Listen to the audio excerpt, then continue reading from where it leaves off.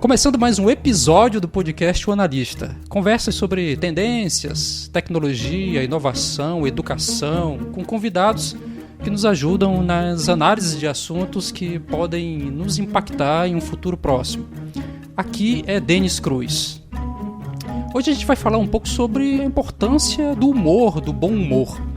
E assim como dentro de um hospital, onde o humor pode ser o melhor remédio para se esquecer algumas torturas, alguns problemas, mesmo que por poucos minutos, aquilo que assombra, aquilo que atormenta, o sorriso também é uma válvula de escape para lidar com situações adversas. Na política, o ex-primeiro-ministro do Reino Unido, Winston Churchill, ele ficou conhecido pela sagaz ironia e os trejeitos típicos do humor inglês.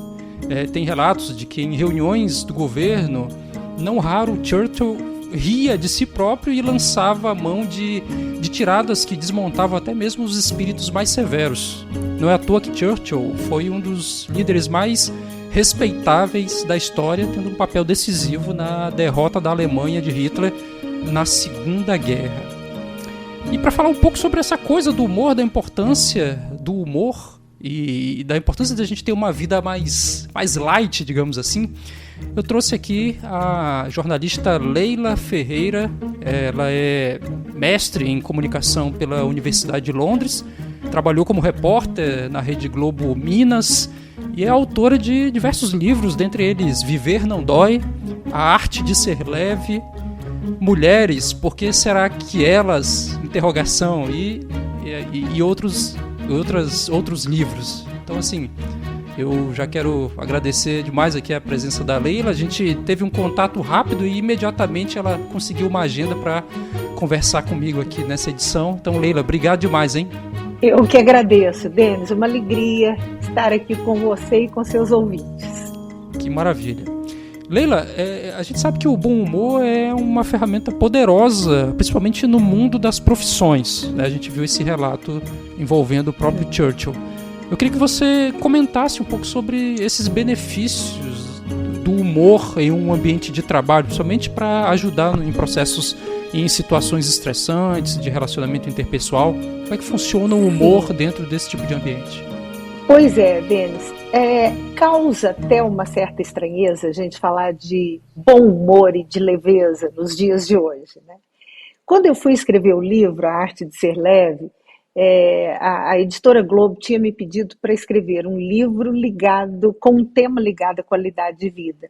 E eu propus leveza. Por quê? Porque eu queria dar receita de leveza? Não, porque eu queria aprender a viver de forma mais leve. Eu muito ansiosa, muito estressada, e eu falei, olha, não é a leveza insustentável do ser, não é o jogo do contente, não é a poliana, não é a sessão da tarde. Eu queria falar de uma leveza possível, real, de pés no chão. Porque eu acho que nós estamos todos obcecados com o peso do corpo e estamos esquecendo do peso da alma, do peso do nosso avesso, né? E então você vê pessoas extremamente rigorosas com o corpo, fazendo dietas e malhando e tudo, e você vai ver a alma está pesando 200 quilos, né? Então eu falei, vamos pensar na possibilidade, exatamente porque a vida é tão pesada, nossos cotidianos são tão pesados, o mundo anda tão pesado. Vamos pensar em estratégias, caminhos para a gente não fabricar tanto peso dentro da gente. Porque tem o peso que é inerente à vida, que é inescapável, né? Mas a gente não precisa fabricar um peso adicional, né? E nós estamos lá dentro cada vez mais estressados, nervosos, irritadiços, ansiosos, intolerantes, impacientes. Então eu queria falar dessa possibilidade da gente pôr a alma também na balança, o espírito também na balança. E quando eu fui pensar nesse modo mais leve de viver, digamos assim, o que me ocorreu é o que é absolutamente óbvio, mas que a gente esquece. É justamente do que é mais óbvio que a gente se esquece. Que não dá para você ter uma postura mais leve, dias mais leves, viver de uma forma mais leve, se você não praticar cotidianamente o respeito, a gentileza, a delicadeza que estão em falta no mundo, porque nós estamos vivendo uma epidemia de falta de educação, e eu rodo esse mundo todo em todos os lugares. E, além disso, o bom humor. Então, quando eu falo de bom humor, Denis, eu não quero falar daquela alegria artificial. Aliás, eu acho que nós estamos vivendo uma coisa chamada, não sou eu que dou esse nome, eu tenho lido obsessivamente sobre isso e pesquisado para um livro que eu estou escrevendo, nós estamos vivendo a chamada ditadura da felicidade. Hoje todo mundo acha, né, que tem que ser alegre o tempo todo, feliz o tempo todo, né? E é como diz meu querido Mário Sérgio Cortella, quem se sente feliz o tempo todo é porque não está entendendo nada, né? Que a vida não nos dá motivo para essa felicidade toda. E então, quando eu falo disso, desse bom humor, não é essa felicidade, essa alegria forçadas, falsas, fabricadas, que está muito em moda isso hoje, né? Nós temos todo o direito do mundo de ter momentos de mau humor, dias de mau humor, até uma semanazinha de mau humor. O que a gente não pode é viver de mau humor em tempo integral, porque ninguém merece conviver com uma pessoa assim. E eu estou falando muito, não estou te dando tempo para as perguntas. Não, pode, tá Posso ótimo, continuar? pode tocar, tô achando interessante. Então, eu acho assim, quando a gente não está bem, a gente fala. Você chega no trabalho, olha, gente, não leva mal, estou meio chateado hoje, estou com uns problemas na cabeça, não leva mal. Ou então chega em casa, olha, tive uma chateação no trabalho hoje, vou ficar lá no meu quarto um pouco até ver se passa. Então você fala, ou então pede ajuda se é um problema maior, faz uma terapia se você tiver essa possibilidade. O que a gente não pode é cultivar o mau humor e achar que todo mundo tem que aguentar. Porque o mau humor, ele faz naufragar as relações pessoais. Ninguém tolera conviver cotidianamente com uma pessoa cotidianamente mal-humorada, né? Então, por exemplo, eu conto um caso interessante, engraçado e ao mesmo tempo faz pensar que aconteceu aqui em Belo Horizonte, numa grande empresa aqui, uma colega minha trabalhava lá, ela estava de férias e ela gosta muito de rezar, é muito católica. E eles estavam com um chefe terrível, aquele chefe mal-humorado, mal educado. E aí, quando ela estava de férias, eles ligaram para ela, fulana, nós estamos fazendo uma corrente de orações aqui na empresa, você podia ajudar a gente a rezar, porque você tem mais crédito com Deus, né? E para que era corrente de orações? Porque apareceu a chance desse chefe ser promovido e mudar de cidade. Então eles falaram, a gente não está desejando mal para ele está louco para ser promovido, mas para nós vai ser maravilhoso que ele vai embora. E acabou que não foi, passou a pandemia inteirinha com eles, castigando.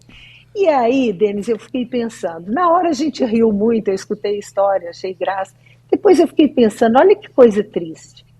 As pessoas fazerem uma corrente de orações para você ir para longe. Porque é isso que a pessoa azeda, amarga e ainda por cima grosseira desperta. Não há currículo capaz de redimir um profissional grosseiro e mal educado. E não há quase nada que compense o mau humor cotidiano de uma pessoa que está ao seu lado, sabe? Aquela pessoa de alma ácida, que passa a vida arrastando corrente. Não dá, Denis, não dá. Sim, concordo contigo. E Leila, não é de hoje que a gente vê estudos comentando um pouco sobre como essa coisa do humor dentro do ambiente de trabalho, enfim, nas instituições, nas corporações, influenciam diretamente na postura do indivíduo e na própria atitude dele nas entregas que ele tem a fazer, né? Gerando mais adrenalina, gerando palpitações, influenciando diretamente na produtividade. Mas, ao mesmo tempo, a gente observa que o ambiente corporativo ele continua sendo um espaço muito sisudo, muito fechado em caixas, em ilhas. Né? Muito. Como é que a gente quebra isso, né? Pela tua pesquisa, por aquilo que você vê em outros ambientes mais favoráveis, como é que a gente quebra essa seriedade de um ambiente corporativo para estimular o bom humor, um ambiente mais leve? Né? Eu acho que aos pouquinhos o ambiente corporativo está se abrindo para posturas diferentes. A questão da saúde mental, por exemplo, né? Que é uma coisa que antigamente não se falava.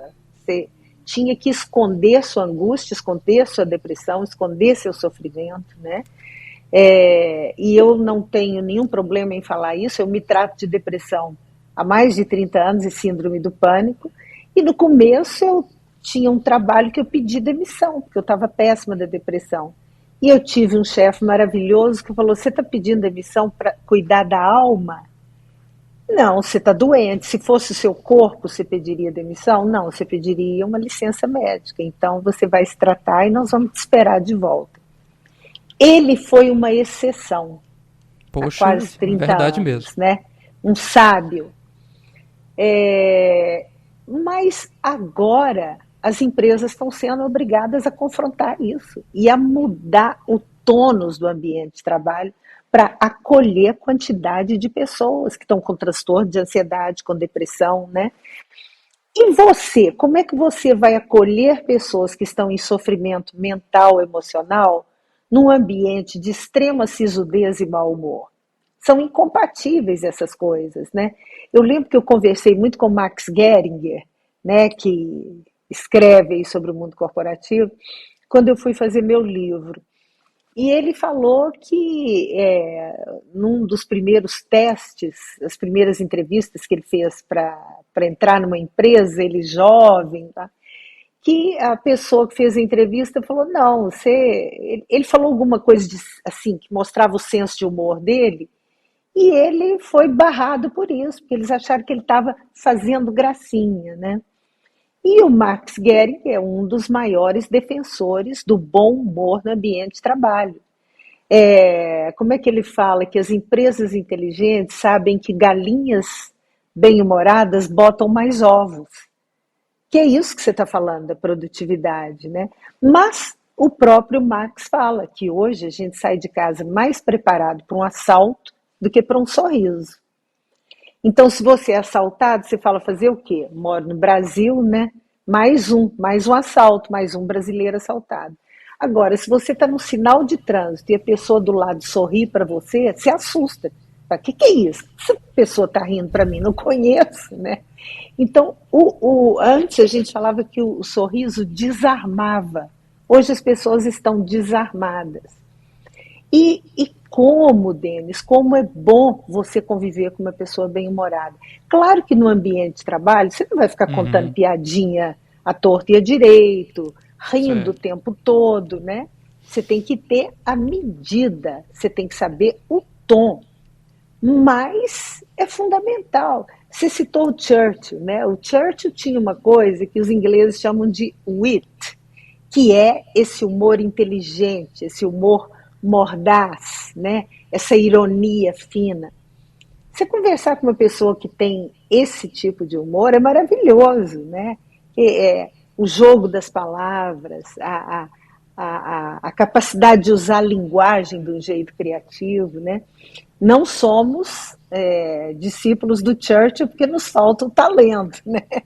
Nem todo mundo tem o wit do Churchill, mas você não precisa ficar fazendo piadinha boba, fazendo graça com sabe, ridicularizando o colega, não é isso. É um bom humor que é muito mais de leveza do que de humor.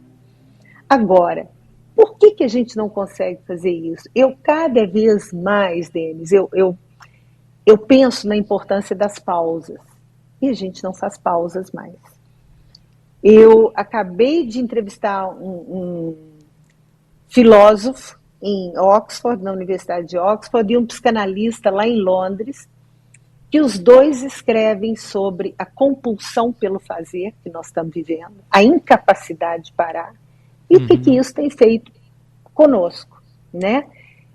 Esse psicanalista em Londres, ele falou, olha, todo mundo que chega aqui no meu consultório está exaurido, com pavor do ambiente de trabalho.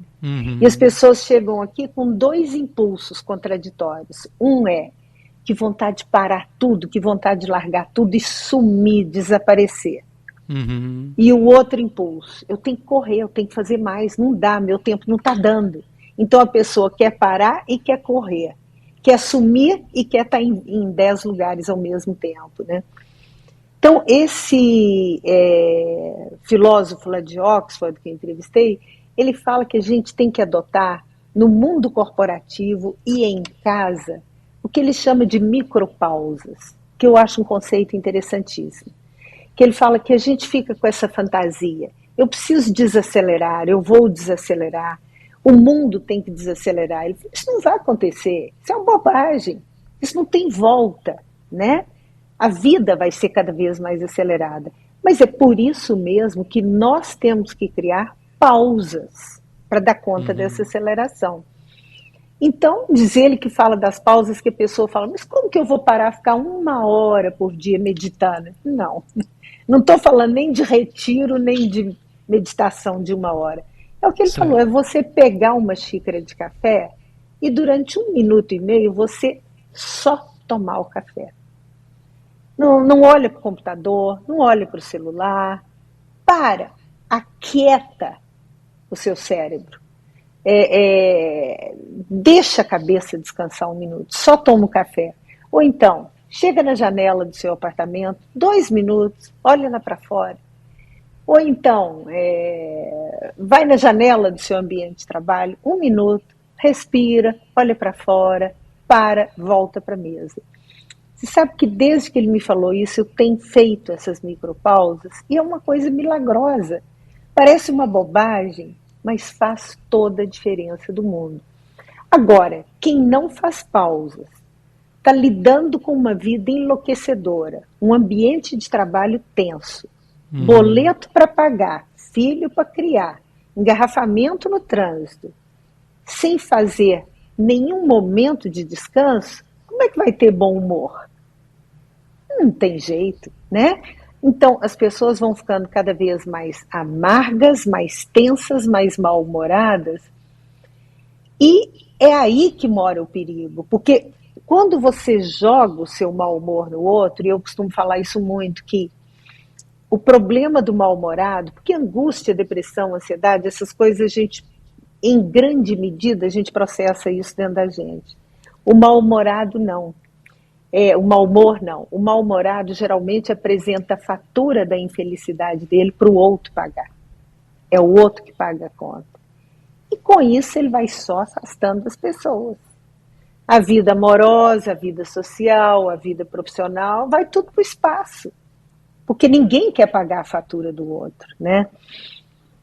E então eu acho assim, voltando ao que eu falei agora há pouco, se você não está bem, fala.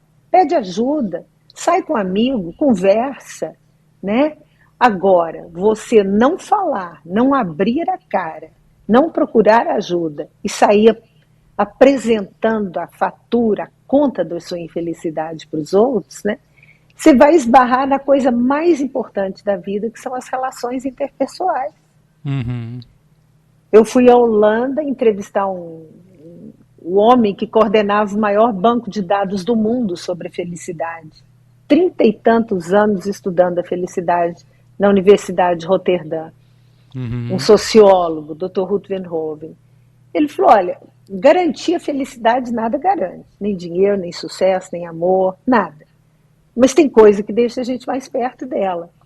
Ele falou, e depois de 30 anos estudando, eu chego à conclusão que a coisa que mais deixa a gente perto da felicidade, ou do bem-estar, se preferir falar de bem-estar, são os bons relacionamentos pessoais. E isso, aquele estudioso lá de Harvard, o Tal Ben-Shahar, estudioso da felicidade, que é o curso mais disputado em Harvard, né? Ele fala isso, não tem nada mais importante do que bons relacionamentos pessoais. Esse holandês falou, olha, saber conviver, saber criar e manter bons relacionamentos é tão importante que deveria ser ensinado nas escolas. E as pessoas não dão atenção a isso, né? Então, a gente quer ser feliz, a gente quer ter qualidade de vida. Mas como é que você vai ter qualidade de vida se você é uma pessoa mal educada e mal-humorada? A conta não fecha, Denis. Não fecha mesmo. Isso é verdade mesmo. Isso é verdade. Claro que tem muitos fatores que justificam, digamos assim, alguns espectros de mau humor, né? Por exemplo, Claro. a própria condição de país que a gente vive, né? Com todas as suas dificuldades de acesso e por aí vai, né? Mas, É, mas é possível a gente tomar atitudes para melhorar isso, né? Como você falou, a própria uso de técnicas, né? eu acho que quem é muito bem-humorado, muito alegrinho, como diz o Cortella, se sente feliz o tempo todo, né? Até desperta desconfiança, porque olha a nossa realidade, olha a desigualdade desse país, olha o sofrimento à nossa volta, né? É muita gente sofrendo, no mundo todo. Olha essas pessoas aí naufragando em embarcações, tentando ir para um outro país para poder comer e trabalhar e morrendo no mar, né? Isso é toda hora, isso é todo dia.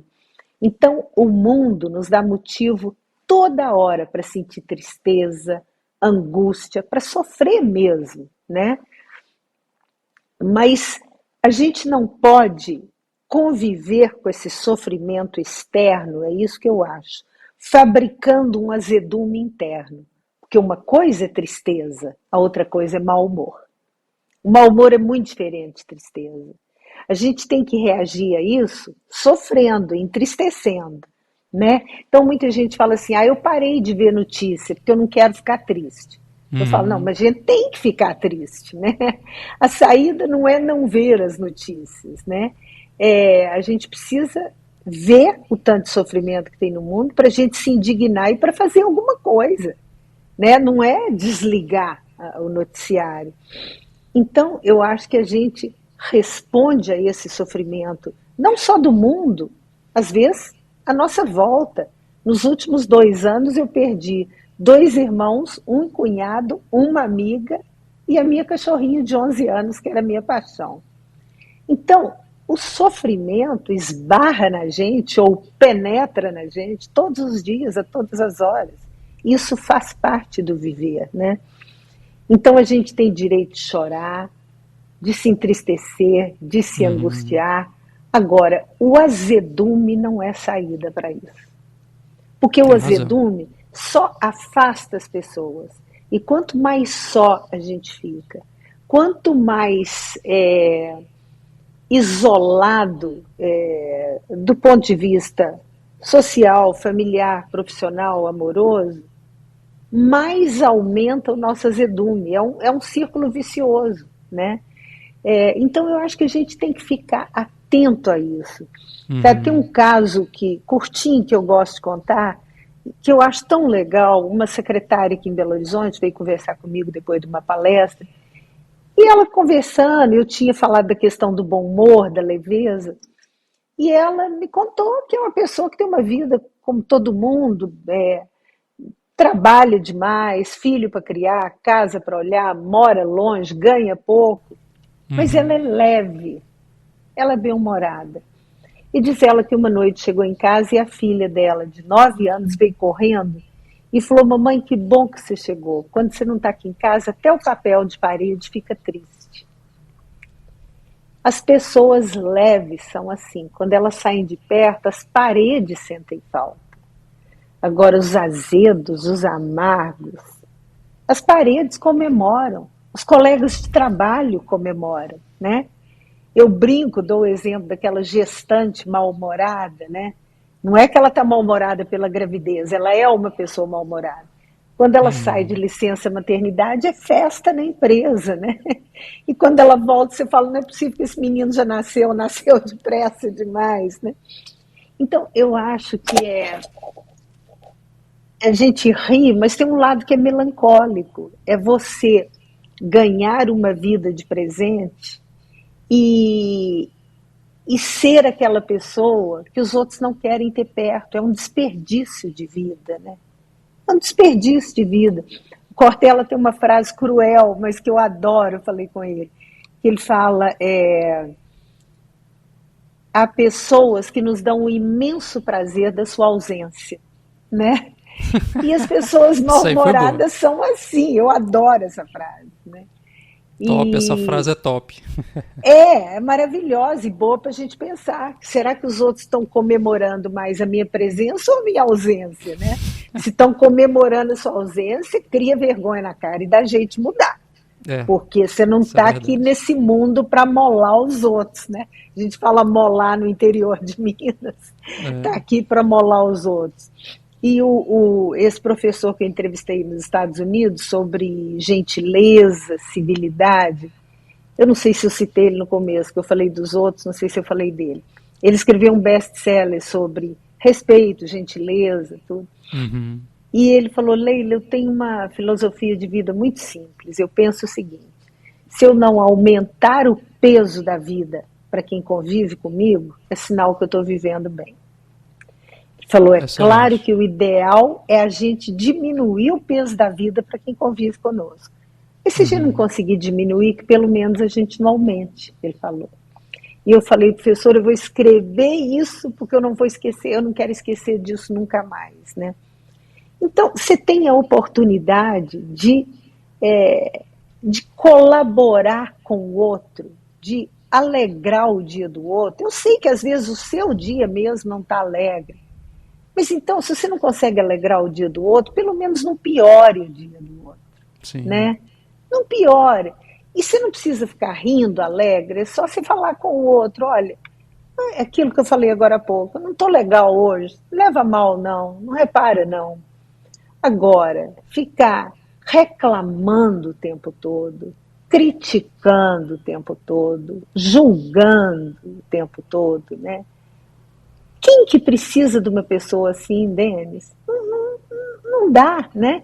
Eu Tem falo razão. que no começo da pandemia a gente falava muito, será que a gente vai sair melhor dessa, né? Sairemos Uhum. melhores? Era a pergunta mais repetida. E estamos vendo que não é fácil assim. Mas é o que eu falo, se a gente sair mais capazes da delicadeza, de sermos pessoas mais agradáveis uns com os outros e mais leves, já está de ótimo tamanho. Porque eu acho que a gente imaginava que nós íamos sair seres muito evoluídos, né? E estamos Uhum. vendo que não saímos nada. Mas, sabe, é tanto sofrimento no mundo, tanto problema, né? Eu falo por isso, eu rodo esse Brasil inteiro, às vezes eu falo para 1.200 pessoas, às vezes eu vou numa escolinha do interior de Minas, falo para 30 pessoas, né?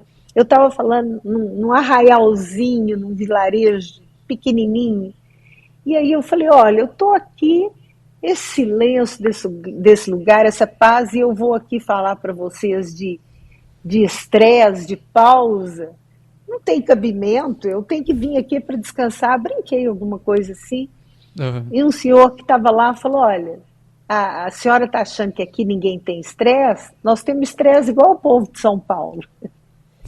Ele falou, não é o estresse da correria, não é o estresse do trânsito, mas tem estresse. Aqui está tudo estressado, né? Nossa. E aí o padre do Arraial falou, Certo. e aqui também tem muita gente azeda. Ih. E aí o pessoal ficou bravo. Que isso, padre? Como é que você fala isso? Ele falou, eu convivo com todo mundo aqui, tem muita gente mal-humorada, muita gente azeda. Então você vê, os problemas estão em todos os lugares, em todas as esferas, né? Eu escuto gente falando, desabafando o tempo todo. É muito sofrimento que a gente tem, né?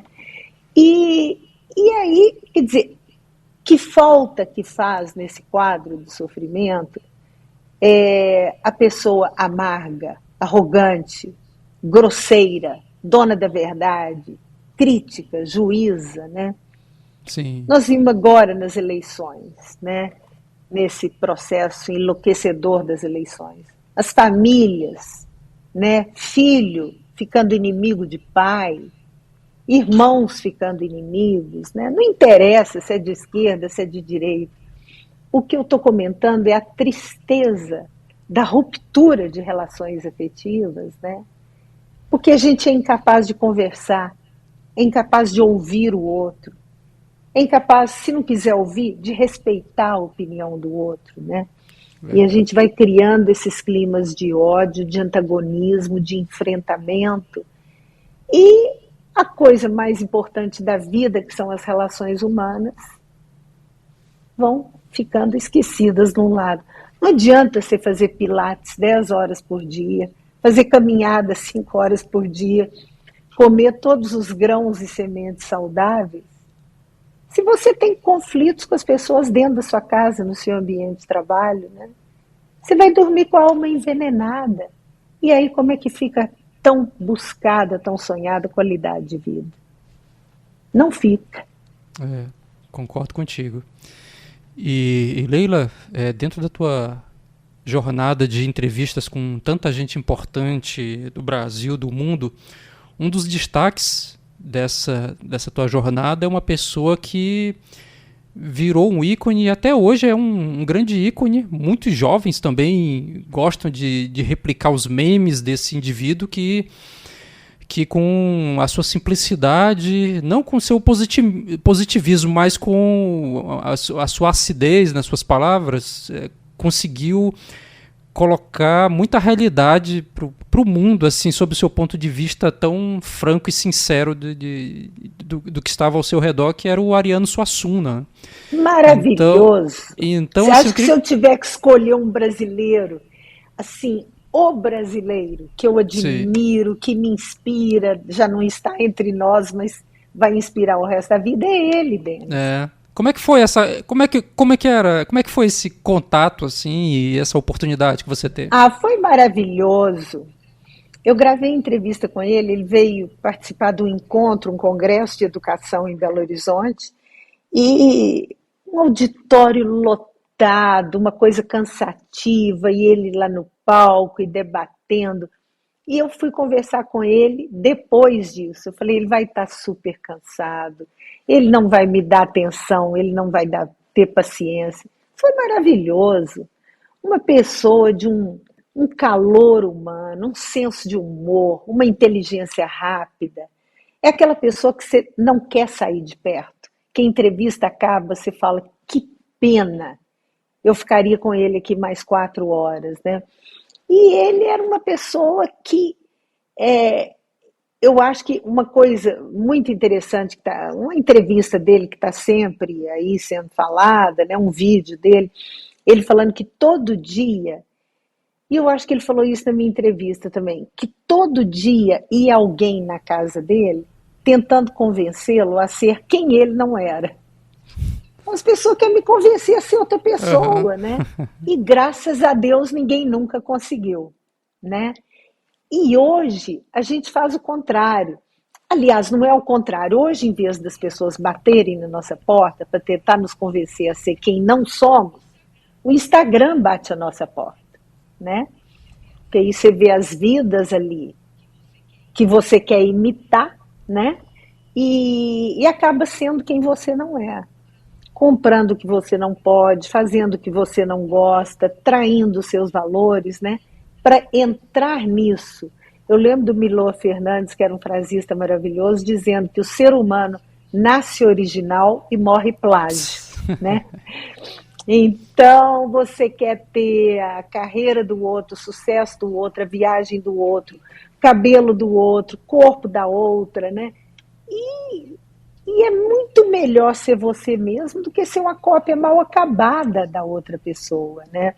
E eu acho que o Ariano Suassuna tinha essa autenticidade, essa coisa genuína de ser uma pessoa por inteiro, sem imitar os outros, sem fazer concessão às crenças dele, e ao mesmo tempo extremamente leve e bem-humorado, né? Ele era maravilhoso. Isso é verdade. Até hoje continua sendo aí um ícone compartilhado aí aos milhares. Leila, e assim, pra gente finalizar, infelizmente nosso tempo já estourou aqui. Eu ficaria, assim como você falou do Ariano, eu ficaria conversando com você aqui por longas horas. Mas eu queria que você desse um recado para essa pessoa que está ouvindo a gente aqui, que está dentro desse ambiente corporativo, está dentro desse ambiente mais fechado, mais irredutível para possibilidades de experimentações positivas. Como é que essa pessoa vai fazer para girar a chave? É possível girar a chave e trabalhar um ambiente, uma atmosfera mais interessante, mais leve? Eu acho que uma das coisas mais importantes é a gente sair do planeta eu e passar para o planeta nós. Certo. Nós estamos numa cultura muito individualista. Eu posso, eu quero, eu sou, eu mereço. Certo. Né? E a vida na primeira pessoa do singular não costuma ser das melhores. A gente precisa da primeira pessoa do plural. E porque você conseguir mudar a cultura de uma empresa, a cultura de um ambiente de trabalho com o seu esforço pessoal é muito difícil. Verdade. Então, de novo, voltando, a coisa mais importante do mundo são as relações pessoais. Você melhorando essas relações pessoais, você consegue somar esforços para tentar mudar a cultura de uma empresa. Agora, para melhorar as relações pessoais, tem que conversar, Denis, porque a gente não conversa mais. A gente fala, a gente não conversa. Hoje eu fiquei muito feliz, porque eu fui a uma siderúrgica enorme, uma planta enorme, e que eles criaram um lugar para convivência. Uma área verde, com uma mesinha, e botaram café, pão de queijo, bolo, rosca, e me chamaram lá para estrear esse espaço. Eu fui lá, nem foi fazer palestra, eu fui conversar, porque eu já tinha feito umas palestras para essa empresa. Então, o CEO deles lá estava me falando, olha, a gente quer tentar trazer essa cultura para cá do poder ter um clima mais amistoso entre as pessoas, poder conversar, voltar a conversar. Então, que venham aqui 5 minutos nesse espaço. Vão tomar um cafezinho ali, pega o café, leva para aquele espaço verde ali. Certo. Né? Não estou falando que a solução é essa, eu estou falando que juntos eles criaram um espaço e com esse espaço, um primeiro passo para tentar mudar essa mentalidade engessada, nervosa, tensa do ambiente de trabalho. Eu acho que se a gente abraçar a gentileza, o respeito, você que é da área de tecnologia, entre outras coisas, né, você trata de inovação, tecnologia, a Cisco Systems adotou em 2007 a Operação Respeito, treinou 40 e tantos mil funcionários e continua treinando sistematicamente para se respeitarem no ambiente de trabalho, para ter uma convivência civilizada, agradável no ambiente de trabalho. E economizou milhões e milhões de dólares ao longo desses anos, porque num ambiente onde as pessoas se respeitam, conversam, se tratam bem, elas adoecem menos e produzem mais, claro, né? E hoje uma das melhores companhias, melhores empresas do mundo para se trabalhar. Então, eu acho que isso, o esforço individual qual é? É você tratar melhor as pessoas, ser mais gentil, tentar ser mais leve, ser mais delicado, um pouquinho mais bem-humorado, é a sua parte. E quando você faz essa parte de esforço individual, você tende a melhorar as relações à sua volta. E melhorando essas relações, vocês podem somar os esforços para tentar mudar a cultura de uma empresa que às vezes está adoecendo muita gente. Tem razão, concordo contigo. Eu entendo que pode ser uma ferramenta contagiante, né? Você, a partir de um comportamento, influenciar outros e criar um clima mais interessante. Leila, então... mais saudável, né? Exato. Leila, quero agradecer você pela tua disponibilidade, de pronto atendimento aqui. Eu que agradeço pela participação e estar aqui no seu podcast. E continue levando reflexões às pessoas. Denis, nós precisamos juntar nossas reflexões para ver se a gente cria vidas melhores e mundos melhores. Sim. E ainda bem que tem ferramentas como essa que ajudam a gente a disseminar mais isso. Leila, eu queria que você falasse sobre as tuas redes sociais, os teus contatos, como é que o pessoal pode seguir te acompanhando, enfim. É uma vergonha, mas eu sou um pouco preguiçosa com redes sociais. Mas eu tenho... o pessoal que trabalha com as minhas palestras fica me cobrando todo dia. Tem que postar mais, tem que fazer vídeo. Tá. Mas é uma ditadura também, né? Ficar também toda hora postando você não complicado. pode se sentir obrigada a isso, tem que ser espontâneo, né? Mas eu tenho meu Instagram, que tem uns videozinhos que eu gravei, que estão lá. Às vezes, quando eu faço essas entrevistas, eu faço o registro também. E o Instagram é Leila Ferreira Real.